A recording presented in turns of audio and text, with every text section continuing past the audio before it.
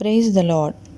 മത്തായി എഴുതിയ സുവിശേഷം 19-ാം അധ്യായം 1 മുതൽ 30 വരെയുള്ള തിരുവചനങ്ങൾ.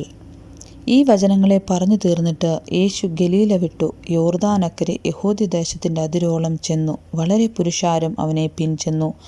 അവൻ അവിടെ വെച്ച് അവരെ സൗഖ്യമാക്കി. പരീശന്മാർ അവൻ്റെ അടുക്കൽ വന്ന് ഏത് കാരണം ചൊല്ലിയും ഭാര്യ ഉപേക്ഷിക്കുന്നത് വിഹിതമോ എന്നവനെ പരീക്ഷിച്ചു.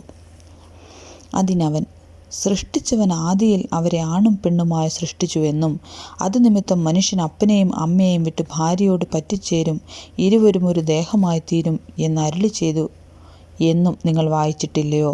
അതുകൊണ്ട് അവർ മേലാൽ രണ്ടല്ല ഒരു ദേഹമത്രേ. ആകയാൽ ദൈവം യോജിപ്പിച്ചതിനെ മനുഷ്യൻ വേർപിരിക്കരുത് എന്നുത്തരം പറഞ്ഞു. അവർ അവനോട്, എന്നാൽ ഉപേക്ഷണപത്രം കൊടുത്തിട്ട് അവളെ ഉപേക്ഷിപ്പാൻ മോശെ കൽപ്പിച്ചതെന്ത് എന്ന് ചോദിച്ചു.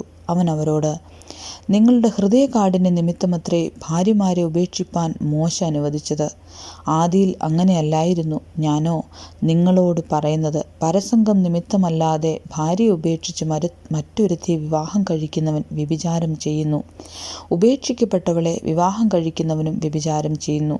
ശിഷ്യന്മാർ അവനോട്, സ്ത്രീയെ സംബന്ധിച്ച് മനുഷ്യൻ്റെ അവസ്ഥ ഇങ്ങനെയെങ്കിൽ വിവാഹം കഴിക്കുന്നത് നന്നല്ല എന്ന് പറഞ്ഞു. അവൻ അവരോട്, വരം ലഭിച്ചവർ അല്ലാതെ എല്ലാവരും ഈ വചനം ഗ്രഹിക്കുന്നില്ല. അമ്മയുടെ ഗർഭത്തിൽ നിന്ന് ഷണ്ഡന്മാരായി ജനിച്ചവർ ഉണ്ട്, മനുഷ്യർ ഷണ്ഡന്മാരാക്കിയ ഷണ്ഡന്മാരുമുണ്ട്. സ്വർഗരാജ്യ നിമിത്തം തങ്ങളെ തന്നെ ഷണ്ഡന്മാരാക്കിയ ഷണ്ഡന്മാരുമുണ്ട്. ഗ്രഹിപ്പാൻ കഴിയുന്നവൻ ഗ്രഹിക്കട്ടെ എന്ന് പറഞ്ഞു. അവൻ കൈവച്ച് പ്രാർത്ഥിക്കേണ്ടതിന് ചിലർ ശിശുക്കളെ അവൻ്റെ അടുക്കൽ കൊണ്ടുവന്നു. ശിഷ്യന്മാർ അവരെ വിലക്കി. യേശുവോ, ശിശുക്കളെ എൻ്റെ അടുക്കൽ വരുവാൻ വിടുവീൻ, അവരെ തടുക്കരുത്, സ്വർഗരാജ്യം ഇങ്ങനെയുള്ളവരുടേതല്ലോ എന്ന് പറഞ്ഞു. അങ്ങനെ അവൻ അവരുടെ മേൽ കൈവച്ചു. പിന്നെ അവിടെ നിന്ന് യാത്രയായി. അനന്തരം ഒരുത്തൻ വന്ന് അവനോട്, ഗുരോ, നിത്യജീവനെ പ്രാപിപ്പാൻ ഞാൻ എന്ത് നന്മ ചെയ്യണമെന്ന് ചോദിച്ചതിന് അവൻ, എന്നോട് നന്മയെക്കുറിച്ച് ചോദിക്കുന്നതെന്ത്? നല്ലവൻ ഒരുത്തനേ ഉള്ളൂ. ജീവനിൽ കടപ്പാൻ ഇച്ഛിക്കുന്നുവെങ്കിൽ കൽപ്പനകളെ പ്രമാണിക്ക എന്നവനോട് പറഞ്ഞു.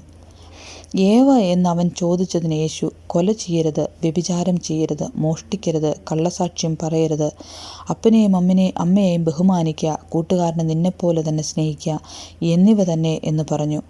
യൗവനക്കാരൻ അവനോട്, ഇങ്ങനെയൊക്കെയും ഞാൻ പ്രമാണിച്ചു പോരുന്നു, ഇനി കുറവുള്ളത് എന്ത് എന്ന് പറഞ്ഞു. യേശു അവനോട്, സൽഗുണപൂർണനാകുവാൻ ഇച്ഛിക്കുന്നുവെങ്കിൽ നീ ചെന്ന് നിനക്കുള്ളത് വിറ്റ് ദരിദ്രർക്ക് കൊടുക്ക, എന്നാൽ സ്വർഗത്തിൽ നിനക്ക് നിക്ഷേപമുണ്ടാകും. പിന്നെ വന്ന് എന്നെ അനുഗമിക്ക എന്ന് പറഞ്ഞു.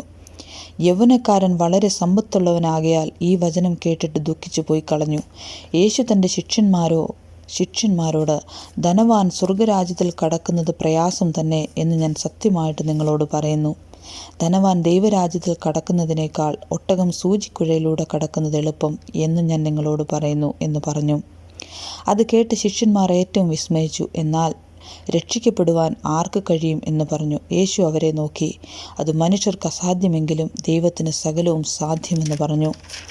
പത്രോസ് അവനോട്, ഞങ്ങൾ സകലവും വിട്ട് നിന്നെ അനുഗമിച്ചുവല്ലോ, ഞങ്ങൾക്ക് എന്ത് കിട്ടും എന്ന് ചോദിച്ചു. യേശു അവരോട് പറഞ്ഞത്, എന്നെ അനുഗമിച്ചിരിക്കുന്ന നിങ്ങൾ പുനർജനനത്തിൽ മനുഷ്യപുത്രൻ തൻ്റെ മഹത്വത്തിൻ്റെ സിംഹാസനത്തിലിരിക്കുമ്പോൾ നിങ്ങളും 12 സിംഹാസനത്തിലിരുന്നു ഇസ്രായേൽ ഗോത്രം 12-നും ന്യായം വിധിക്കുമെന്ന് ഞാൻ സത്യമായിട്ട് നിങ്ങളോട് പറയുന്നു. എൻ്റെ നാമനിമിത്തം വീടുകളെയോ സഹോദരന്മാരെയോ സഹോദരികളെയോ അപ്പനെയോ അമ്മയെയോ മക്കളെയോ നിലങ്ങളെയോ വിട്ടുകളഞ്ഞവനെല്ലാം 100 മടങ്ങ് ലഭിക്കും. അവൻ നിത്യജീവനെയും അവകാശമാക്കും. എങ്കിലും മുമ്പന്മാർ പലർ പിമ്പന്മാരും പിമ്പന്മാർ മുമ്പന്മാരുമാകും. ആമേൻ.